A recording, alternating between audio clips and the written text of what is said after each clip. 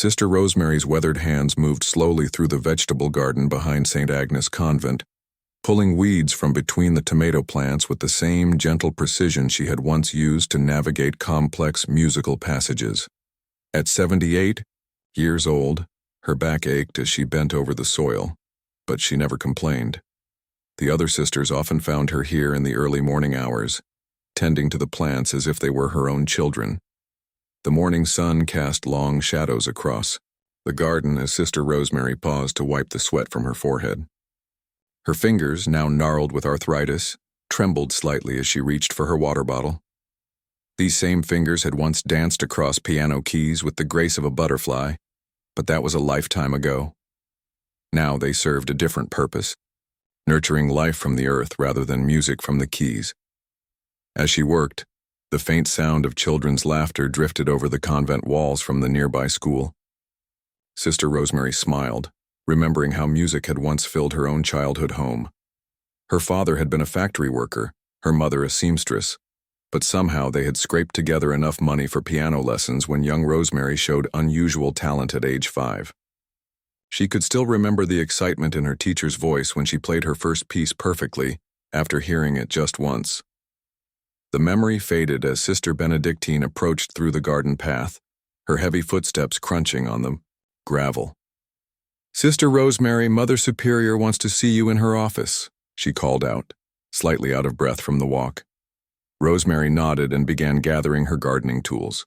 As she walked toward the main building, she passed the old recreation room where a dusty upright piano sat silent in the corner. She had not touched those keys in over 15 years. Not since the previous Mother Superior had gently suggested that perhaps her time was better spent in prayer and service. Rosemary had accepted this guidance without question, as she had learned to accept many things during her 43 years at the convent. The hallway to Mother Superior's office was lined with photographs of former nuns who had served at St. Agnes. Rosemary paused at one particular photo, showing a group of sisters from the 1980s. She was there, much younger, standing in the back row with a slight smile. That was taken just a few years after she had arrived at the convent, when the pain of her decision was still fresh in her heart.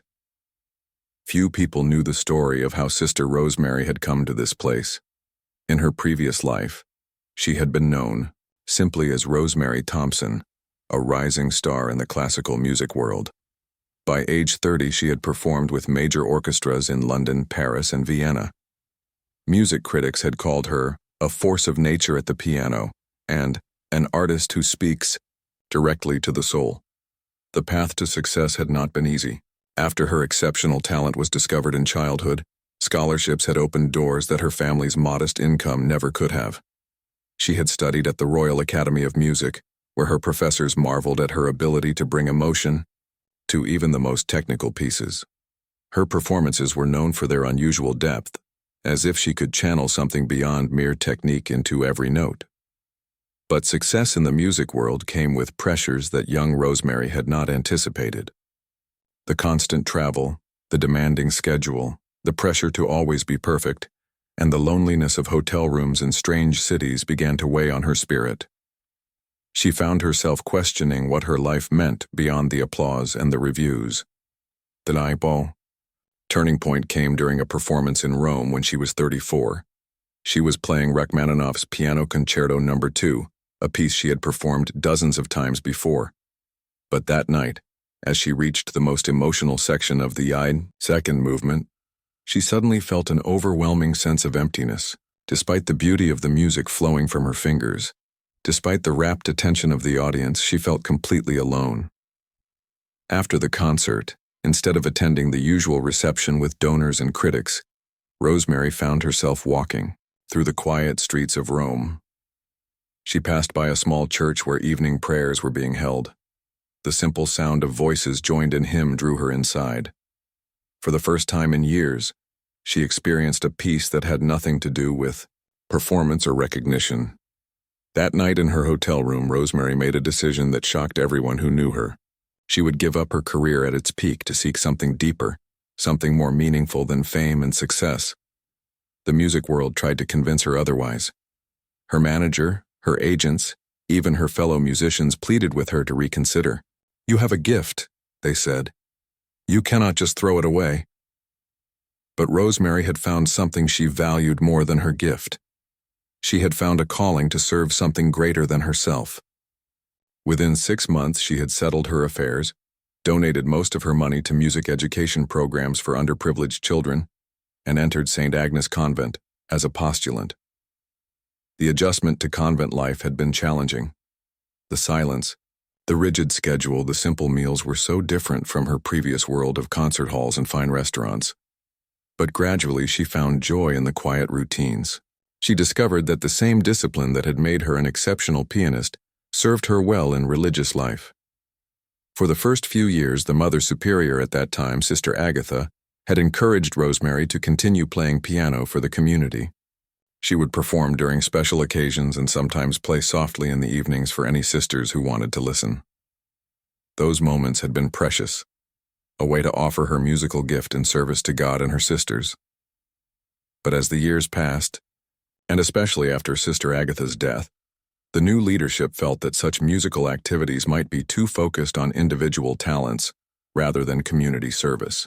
Gradually, music faded from Rosemary's daily life until it existed only in her memory and in the dreams that sometimes visited her sleep. Now, as she knocked on Mother Superior's door, Sister Rosemary wondered what could be so important. She had lived her life at the convent without causing trouble, always following the rules, always putting the community's needs before her own desires. "Come in," called the familiar voice from inside. Sister Rosemary entered to find Mother Catherine sitting behind her desk, looking unusually worried. The afternoon light streamed through the window, highlighting the concern lines on her face. Whatever this meeting was about, Sister Rosemary could sense it was something that would change the quiet rhythm of her days. Mother Catherine sat across from Sister Rosemary, her hands folded neatly on the wooden desk. She had been the Mother Superior at St. Agnes Convent for only 8 months, but already the atmosphere in the old building had begun to shift in ways that made the longtime residents uncomfortable. "Sister Rosemary," Mother Catherine began, her voice carrying the crisp authority of someone who had spent years in administrative positions before coming to St. Agnes. "I've been reviewing the daily schedules and activities of our community, and I believe we need to make some important changes." Rosemary nodded politely, though something in the younger woman's tone made her stomach tighten with worry. At 52, Mother Catherine was nearly 30 years younger than most of the sisters at St. Agnes, and she had brought with her ideas about religious life that seemed quite different from the gentle traditions they had known under Sister Agatha's leadership. "I've noticed that some of our sisters have been spending time in the recreation room with the piano," Mother Catherine continued, pulling out a small notebook where she had apparently been keeping detailed records. "While I understand this has been allowed in the past, I believe we need to refocus our energies on prayer and service rather than worldly pursuits." The words hit Sister Rosemary like a physical blow, though she kept her expression calm. She had not played the piano regularly in years, but knowing it was there had always provided a strange comfort. Sometimes, late at night when she couldn't sleep, she would sit on the bench and just touch the keys gently, not making any sound, just remembering. "Mother Catherine," Sister Rosemary said carefully, "the piano has been part of our community for over 50 years. Sister Agatha felt that music could be a form of prayer, a way to praise God through beauty." Mother Catherine's expression didn't change, but her voice became slightly firmer. "Sister Agatha had many wonderful qualities, but I believe her approach may have been too lenient in some areas. The Bible tells us that we should worship in spirit and truth, not through elaborate displays or entertainment." Over the following weeks, the changes began slowly, like a tide that creeps up the shore so gradually that you don't notice it until your feet are underwater. First, Mother Catherine announced that recreational activities would be limited to 1 hour per day, and only those that contributed directly to spiritual growth or community service. Sister Benedictine, who had enjoyed leading the small choir during Sunday services, was told that singing should be simple and unadorned. "We are not performers," Mother Catherine explained during the weekly community meeting. "We are servants of God. Our focus should be on humility and prayer, not on drawing attention to our individual talents." The elderly Sister Dorothy, who had been playing simple accompaniment on the piano during services for nearly 20 years, found her role reduced to leading only the most basic hymns without any instrumental support. Her arthritic fingers, which had struggled with complex pieces but could still manage gentle melodies, now remained folded in her lap during worship. Sister Rosemary watched these changes with growing sadness, but she said nothing. She had learned long ago that challenging authority rarely led to positive outcomes in religious communities. She focused instead on her garden work, spending even more hours among the vegetables and flowers, finding solace in the earth that never judged or restricted her touch. But the piano itself remained in the recreation room for several more weeks. Like an elephant that everyone could see but no one dared to mention, Sister Rosemary would sometimes find excuses to walk past the room, glancing at the instrument that had once been the center of so much joy and community connection. She remembered the Christmas celebrations of years past, when she had played carols while the sisters sang together, their voices filling the small room with warmth that seemed to push back against the winter cold outside. She thought of Sister Margaret, who had passed away 3 years earlier, and how her face had lit up whenever Rosemary played the old hymns that Margaret had learned as a child. The end came on a Tuesday morning in November. Sister Rosemary was walking past the recreation room when she saw 3 maintenance workers from town wrestling with the upright piano, trying to maneuver it through the doorway. Mother Catherine stood nearby, supervising the operation with the same efficient attention she brought to all administrative tasks. "Where are they taking it?" Sister Rosemary asked, though she suspected she already knew the answer. "To the storage building," Mother Catherine replied without turning around. "The space is needed for more practical purposes. I'm having some additional prayer books and religious texts moved into this room instead." Sister Rosemary felt something break inside her chest, but her voice remained steady. "That piano has been here since before I arrived. It was donated by the family of Sister Teresa when she passed away in 1962. I understand it has sentimental value," Mother Catherine said, finally looking at her, "but sentiment can sometimes distract us from our true purpose. We're not here to preserve memories or maintain museums. We're here to serve God through prayer, work, and sacrifice." As the workers finally managed to get the piano through the door, Sister Rosemary heard one of its keys strike accidentally, producing a single mournful note that seemed to echo through the hallway like a cry for help. The sound made several sisters poke their heads out of nearby rooms, and she saw the same sadness in their faces that she felt in her own heart. That evening during dinner, the conversation was unusually quiet. The sisters ate their simple meal of soup and bread without the gentle chatter that normally filled the dining room. Even Sister Patricia, who was known for her cheerful stories about the children she taught in the Sunday school program, seemed subdued. Later, as Sister Rosemary prepared for evening prayers, she found herself thinking about her decision to leave the music world all those years ago.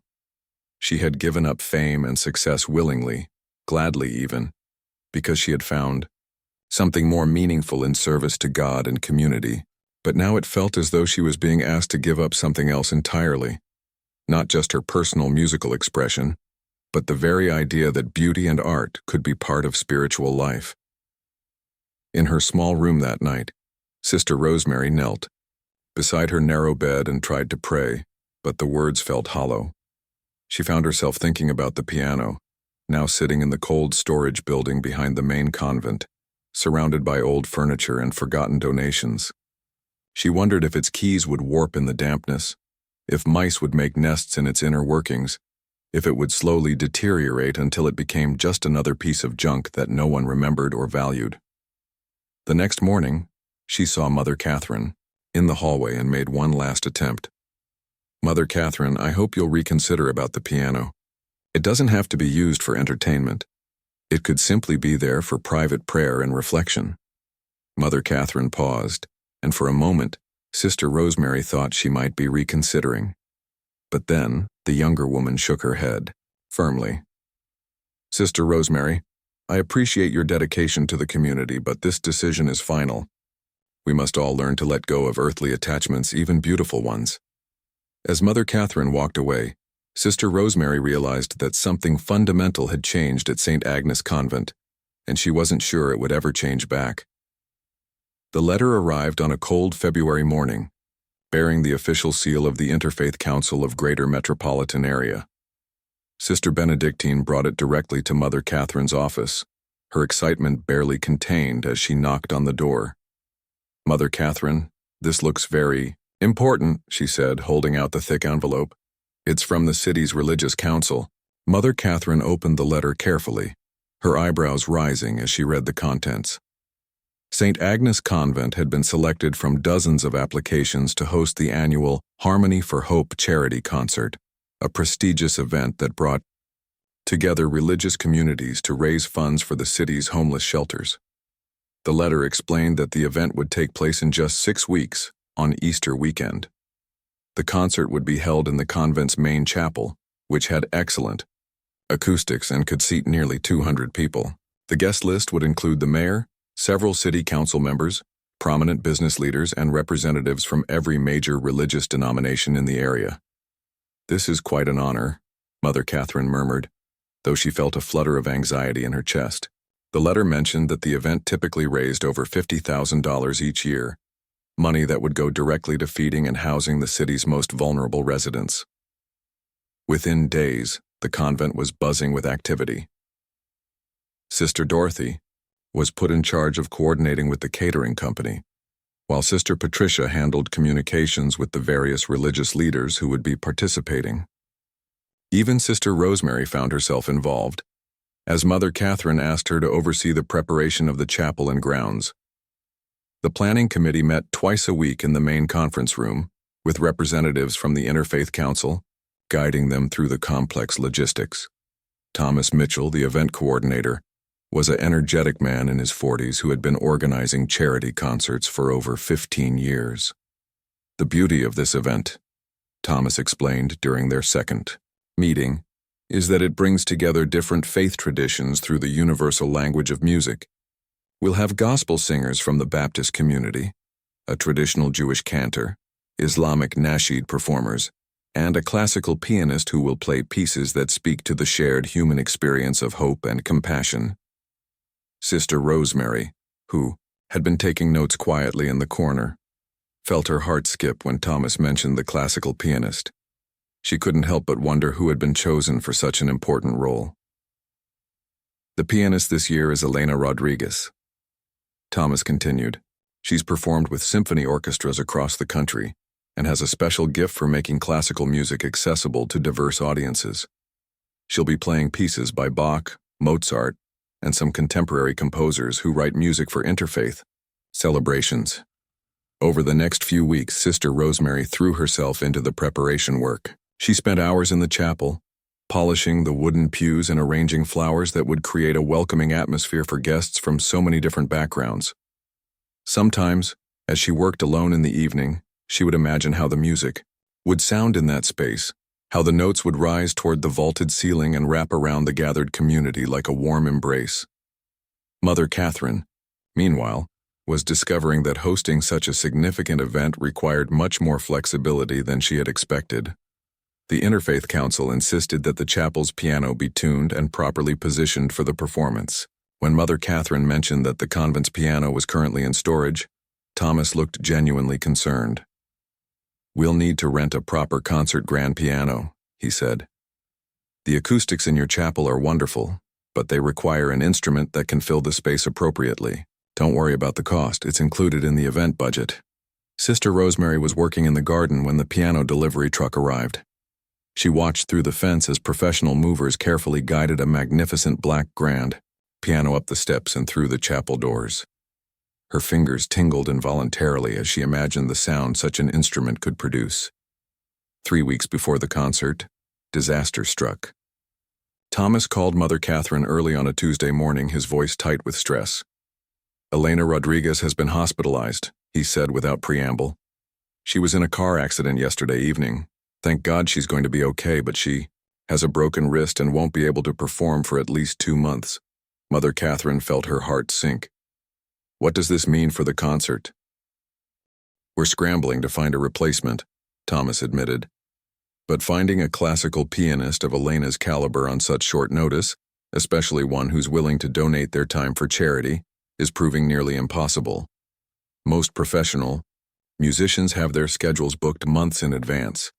The next 2 weeks became increasingly frantic.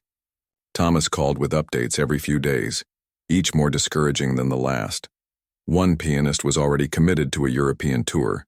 Another demanded a fee that would consume most of the money they hoped to raise for the homeless shelters.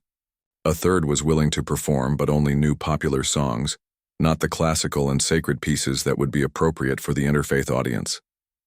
Sister Patricia, who had been helping with communications, became increasingly worried. "What if we can't find anyone?" she asked during one of their planning meetings. "Will they cancel the whole event?" Thomas rubbed his temples wearily.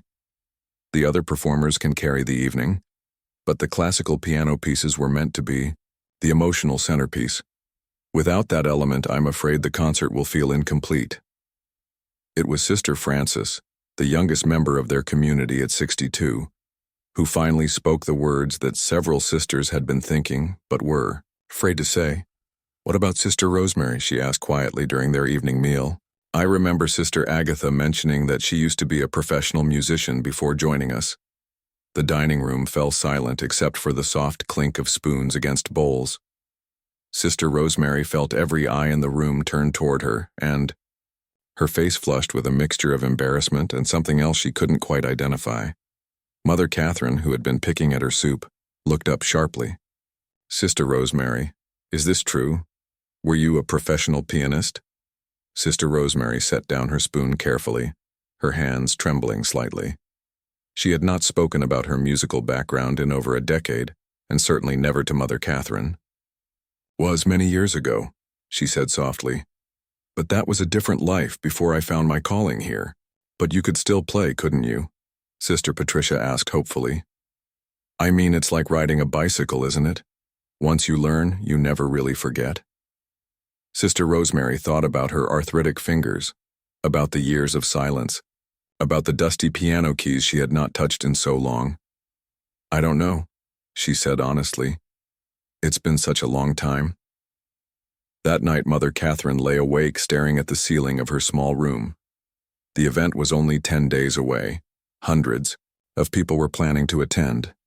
The homeless shelters were counting on the money they would raise, and now their only potential solution was a 78-year-old nun who hadn't performed professionally in over 40 years. But as she thought about the crisis, Mother Catherine also found herself remembering something Thomas had said during their first meeting. Music is the universal language that brings people together. Perhaps, she thought, God was asking her to reconsider some of her own attitudes about the role of music in spiritual life. The next morning, Mother Catherine made a decision that surprised everyone, including herself. She walked to the garden, where Sister Rosemary was tending to the early spring seedlings, and cleared her throat nervously. "Sister Rosemary," she said, "I think we need to talk." The evening of the concert arrived with an unseasonably warm spring breeze that seemed to carry both promise and anxiety through the windows of St. Agnes Convent. Sister Rosemary sat in her small room, staring at her hands as they rested on her hump. Her fingers looked so old, so fragile, nothing like the strong, confident hands that had once commanded standing ovations in concert halls across Europe. She had spent the past week practicing on the grand piano that now dominated the chapel. Those first attempts had been heartbreaking. Her fingers stumbled over passages that had once flowed like water. Her timing was off, and worst of all, the arthritis in her knuckles sent sharp pains shooting up her arms after just a few minutes of playing. But something remarkable had happened during those practice sessions. Each day a little more muscle memory returned.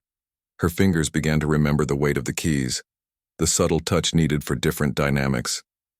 The music that had lived silently in her heart for so many years began to stir, like a flower, opening after a long winter.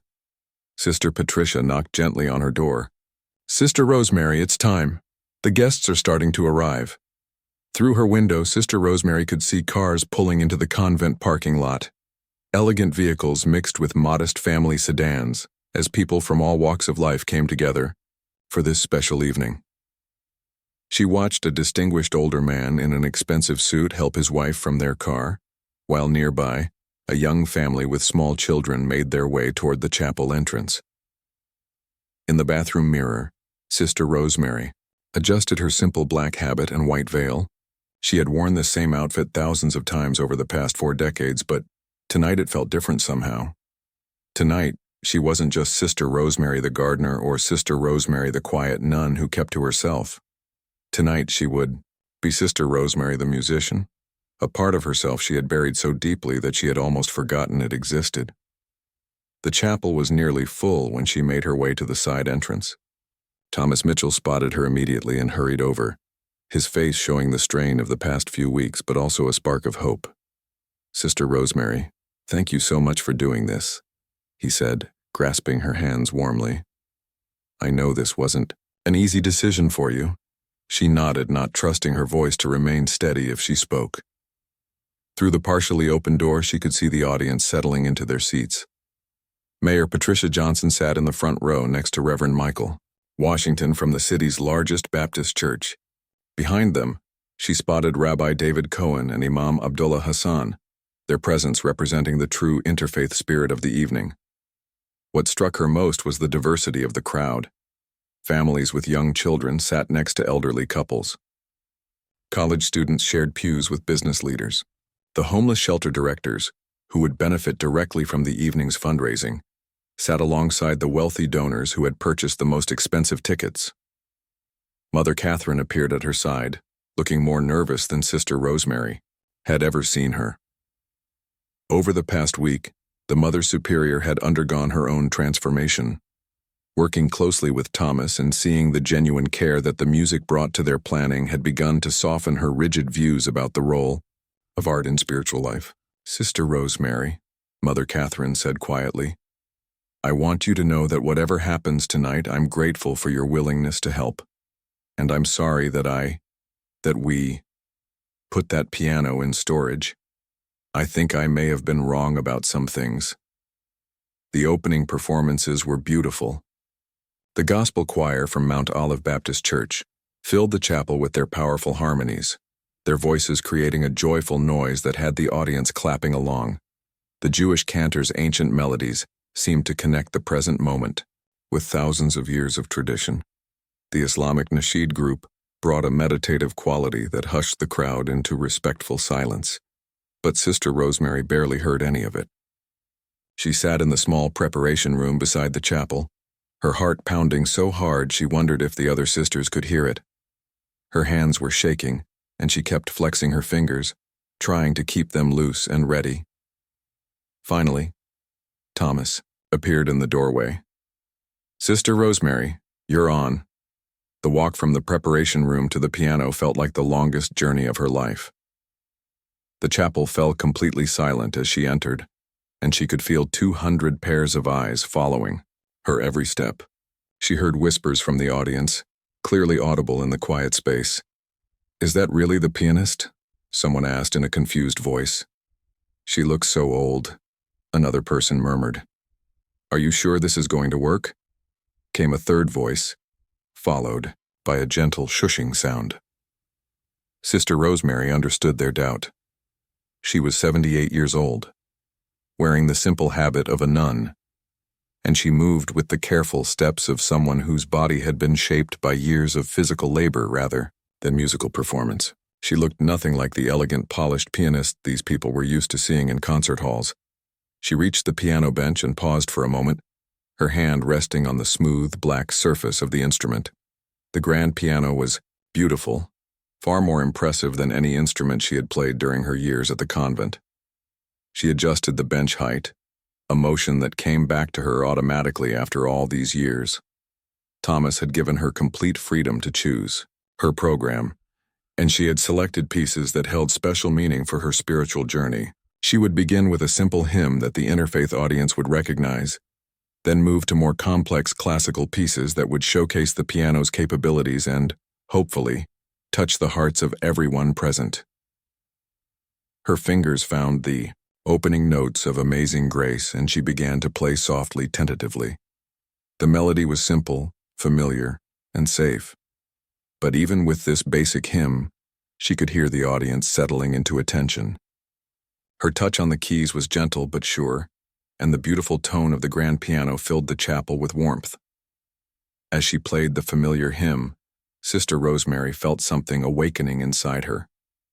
The music wasn't just flowing from her fingers to the keys.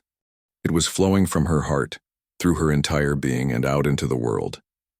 All the years of prayer, of service, of quiet contemplation seemed to be pouring into the music, giving it a depth and sincerity that no amount of technical training could provide. She finished Amazing Grace and paused for just a moment. The audience was completely silent, waiting. She could feel their attention, their hope, their willingness to be moved by whatever came next. And that's when Sister Rosemary made a decision that surprised even herself. Instead of playing it safe with another hymn, she launched into Chopin's Ballade No. 1 in G minor, one of the most challenging and beautiful pieces in the classical piano repertoire. The transformation was instantaneous and magical. Her fingers, which had seemed so uncertain just moments before, suddenly came alive with a power and grace that took everyone's breath away. Crafted emotional narrative arc for Sister Rosemary's performance. The Chopin piece began softly, almost like a whispered secret. But as Sister Rosemary's confidence grew, the music began to soar. Her fingers moved across the keys with increasing speed and precision, executing passages that would challenge pianists half her age. The arthritis pain that had troubled her during practice seemed to disappear completely, replaced by a surge of energy and joy that she hadn't felt in decades. The audience sat transfixed. Mayor Johnson, who had been checking her phone discreetly just minutes earlier, now stared at the stage with her mouth slightly open.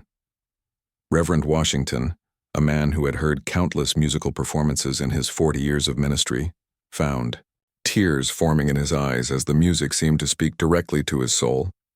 But it wasn't just the technical brilliance of Sister Rosemary's playing that captivated everyone. There was something else in the music, something that went beyond mere skill. Every note seemed to carry the weight of her life experiences. Her early success, her difficult decision to leave the music world, her years of quiet service, her recent rediscovery of her gift. The Chopin Ballade built to its dramatic climax, with Sister Rosemary's hands flying across the keyboard in passages of breathtaking complexity. Young Timothy Chen, a music student from the local university, grabbed his girlfriend's arm in amazement. He had studied this piece for 2 years and still couldn't play it well. But this elderly nun was performing it with a maturity and understanding that he had only heard from the greatest recording artists. As the Chopin piece concluded, the silence in the chapel was profound. It lasted for several seconds as if no one wanted to break the spell that the music had cast over the room. Then, slowly, the applause began. It started with just a few people, but quickly spread through the entire audience until everyone was on their feet. But Sister Rosemary wasn't finished.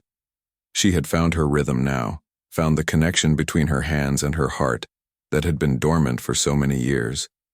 Without announcement, she began to play Bach's Goldberg variations, starting with the gentle opening aria that immediately created an atmosphere of contemplation and peace. The Bach piece was perfect for this interfaith gathering.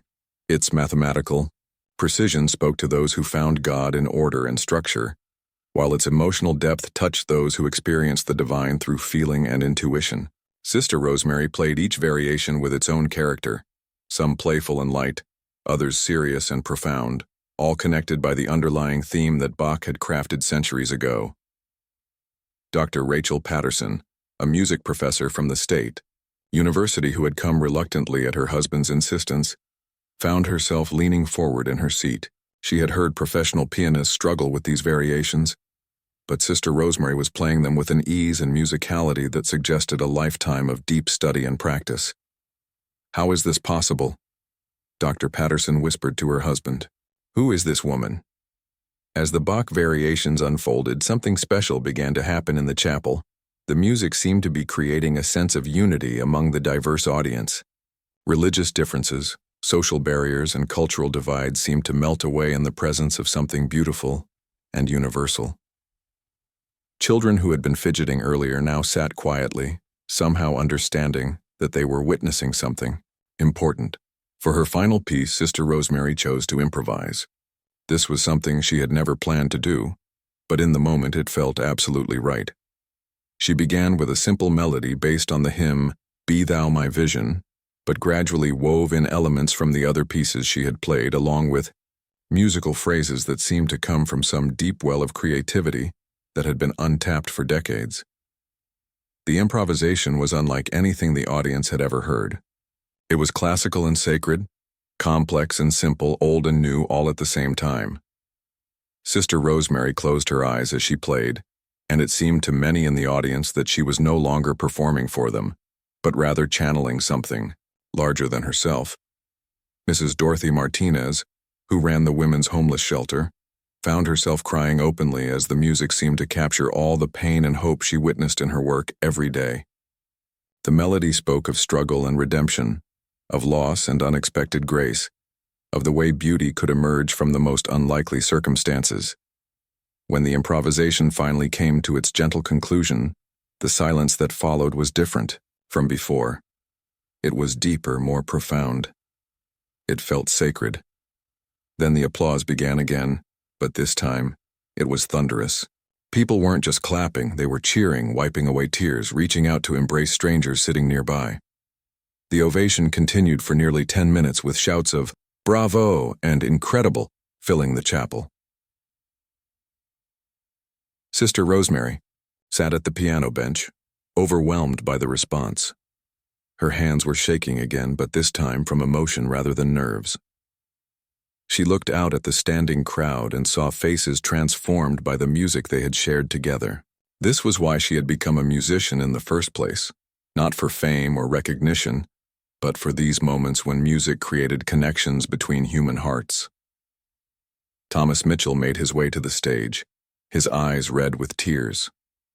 "Ladies and gentlemen," he said into the microphone, his voice thick with emotion, "I think we've just witnessed something truly miraculous. Sister Rosemary, on behalf of everyone here, thank you for sharing your extraordinary gift with us."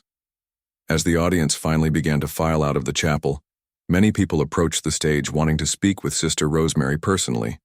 But she barely heard their words of praise and amazement. She was still sitting at the piano, her hands resting on the keys, marveling at what had just happened.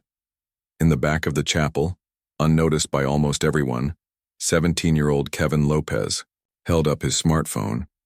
He had been recording the entire performance, originally planning to show his music teacher at school. But as he looked at the footage he had captured, he realized he might have something much more significant on his hands, something that would change Sister Rosemary's life forever. Kevin Lopez sat in his bedroom at 2 a.m, staring at his computer screen in disbelief. What had started as a simple upload to share with his piano teacher had turned into something he never could have imagined. The video of Sister Rosemary's performance, which he had quietly posted to social media with the caption, "Amazing elderly, nun plays piano like you won't believe," had been viewed over 10,000 times in just 6 hours. His phone kept buzzing with notifications. Comments were pouring in from around the world. "This is incredible," wrote someone from Germany. "I'm crying," posted a user from Japan. "Who is this woman? She's amazing," came from Australia. Kevin had never seen anything spread so quickly across the internet. By morning, the numbers were staggering. The video had been shared thousands of times and the view count was climbing toward 500,000. Kevin's original post had been picked up by larger accounts, and professional musicians were starting to comment with their amazement. At St. Agnes Convent, Sister Rosemary was completely unaware of what was happening in the digital world. She woke at her usual time, attended morning prayers, and went to the kitchen to help prepare breakfast. The only sign that the previous evening had been anything special was the slight soreness in her fingers and the unusual lightness she felt in her heart. Sister Patricia burst into the dining room during breakfast, her face flushed with excitement, and her hands shaking as she held her tablet. "Sister Rosemary, you need to see this right now." Mother Catherine looked up from her oatmeal with concern. Sister Patricia was normally the calmest member of their community, but this morning she looked as though she had seen a miracle. "What's wrong, Sister Patricia?" Mother Catherine asked. "Nothing's wrong," Patricia replied, setting the tablet on the table where everyone could see it. "Everything's wonderful. Sister Rosemary, you're famous." The video began to play, and Sister Rosemary gasped as she saw herself on the screen. The quality was surprisingly good for a phone recording, and Kevin had managed to capture not just the music, but also the faces of the audience members as they reacted to her performance. "How many people have seen this?" Sister Dorothy asked, peering over her glasses at the screen. Sister Patricia scrolled down to show the numbers. "Over 2 million views, and it's still growing. There are comments from people all over the world. Look at this one. This nun just restored my faith in the power of music. And this one. I've been a professional pianist for 20 years, and I've never heard Chopin played with such soul." Sister Rosemary felt dizzy. She had performed for perhaps 200 people the night before, and now millions of strangers had witnessed the most personal musical moment of her life. The phone calls started that afternoon. Thomas Mitchell was the first, his voice barely containing his excitement. "Sister Rosemary, I hope you're sitting down. I've had calls from 3 major news networks, 2 documentary filmmakers, and representatives from Lincoln Center and Carnegie Hall." Mother Catherine, who had been listening on the speakerphone, nearly dropped her coffee cup. "Carnegie Hall? They want her to perform," Thomas continued. "The Lincoln Center representative said they've never seen public response like this to a classical performance. The video is being shared by professional musicians, celebrities, and music lovers everywhere. Sister Rosemary, you've touched something deep in people's hearts." Over the next few days, the attention became overwhelming. News vans appeared outside the convent gates. Reporters called constantly, requesting interviews. Letters and flowers arrived from around the world, addressed simply to the Piano Nun, St. Agnes Convent. Rebecca Williams from the National Morning Show was particularly persistent. "We'd love to have Sister Rosemary on the program," she explained to Mother Catherine. "This story is exactly what people need right now. A reminder that it's never too late to share your gifts with the world." Sister Rosemary found herself hiding in the garden, trying to escape the chaos that her simple act of service had created. She felt grateful for the positive response, but also deeply uncomfortable with all the attention focused on her personally, rather than on the charitable cause that had brought her to the piano in the first place. Sister Frances found her there, on Thursday evening, sitting quietly among the tomato plants as the sun set behind the convent walls. "How are you handling all this?" Frances asked gently. Sister Rosemary was quiet for a long moment. "I never wanted to be famous again. When I left the music world 40 years ago, I thought I was done with all the attention and pressure. I came here to serve God quietly, simply. But maybe," Frances suggested, settling down beside her on the garden bench, "God has a different plan for how you can serve. Maybe this is your calling now, to show people that music can be a form of prayer, that beauty can bring people together across all their differences." The offers kept coming. A prestigious record label wanted to produce an album called Sacred Classical, Sister Rosemary Plays the Masters. The Vienna Philharmonic invited her to perform as a guest soloist. A publisher offered a substantial advance for her autobiography. But it was the letter from 9-year-old Angela Torres that finally helped Sister Rosemary understand what her response should be. Angela wrote in careful handwriting, "Dear Sister Rosemary, my mom showed me your video and it made me want to learn piano. But my family doesn't have enough money for lessons. You played so beautiful and it made me believe that music is like talking to God. Thank you for showing me that dreams can come true even when you're old." That evening, Sister Rosemary requested a meeting with Mother Catherine. She found the Mother Superior in her office, surrounded by stacks of letters and phone messages. "Mother Catherine," Sister Rosemary began, "I've made my decision about all these opportunities." Mother Catherine looked up expectantly. Over the past week, she had been doing her own soul-searching about music, faith, and the rigid rules she had imposed on their community. "I'm going to decline the concert offers and recording contracts," Sister Rosemary continued. "My place is here with our community, but I'd like to propose something that might serve God's purpose better than any Carnegie Hall performance." She outlined her idea. They would use the donations that were pouring in to establish a music scholarship fund for children from low-income families. They would bring the old upright piano back from storage and create a small music room where local children could come for lessons. Sister Rosemary would teach them, sharing not just musical technique but also the spiritual dimension of making music. Mother Catherine was quiet for several minutes after Sister Rosemary finished speaking. Finally, she stood up and walked to the window that overlooked the garden. "Sister Rosemary, I owe you an apology," she said without turning around. "When I put that piano in storage, I thought I was eliminating a distraction from our spiritual life.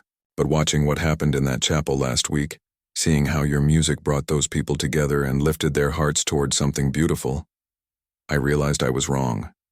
She turned back to face Sister Rosemary. "Music isn't a distraction from prayer. For you, music is prayer. And maybe it's time our community learned to see it that way too." The next morning, Mother Catherine made an announcement that surprised everyone. Not only would the upright piano be returned to the recreation room, but they would also keep the rented grand piano for special occasions. Sister Rosemary would be encouraged to play regularly, and any sister who wished to participate in musical activities would be welcome to do so. The transformation at St. Agnes Convent was remarkable. Within a month, they had established the Harmony and Hope music program, funded by the thousands of donations that continued to arrive from people who had been moved by Sister Rosemary's story. Local children began coming for piano lessons every Tuesday and Thursday afternoon. Sister Dorothy, whose arthritic hands had been silenced for months, began playing simple accompaniments during services again. Sister Patricia organized a small choir that met weekly to practice hymns and spirituals. Even Mother Catherine, who confessed she had always wanted to learn guitar, began taking lessons from a volunteer music teacher who drove in from the city. The visitors started coming too.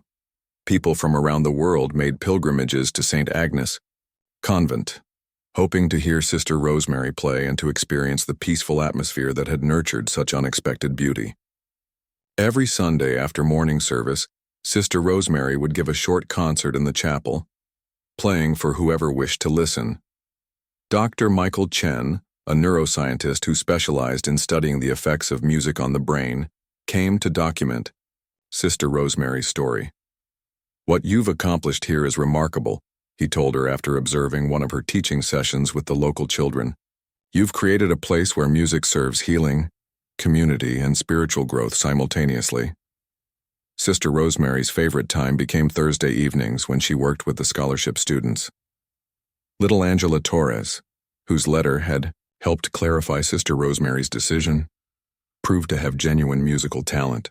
Watching the child's face light up as she learned to play simple melodies reminded Sister Rosemary why she had fallen in love with music in the first place. "Sister Rosemary?"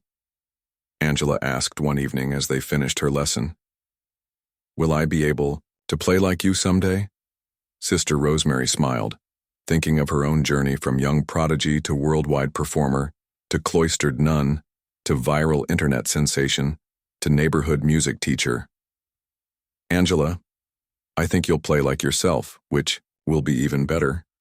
Music isn't about being famous or impressing people. It's about sharing what's in your heart and connecting with others through something beautiful." As winter turned to spring, the story of Sister Rosemary continued to inspire people around the world. The original video had been viewed over 50 million times, and thousands of people had written to share how her performance had affected their lives. Musicians spoke about being reminded why they had chosen their profession.